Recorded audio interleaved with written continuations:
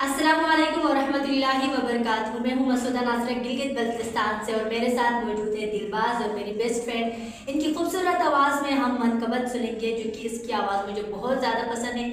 इनकी जो वॉइस मैं अपलोड करने जा रही हूँ, पहली दफ़ा अपने अकाउंट से पब्लिक करने जा रही हूँ कि इनकी खूब हौसला अफजाई करनी है। दिलबाज बिस्मिल्लाह कीजिएगा।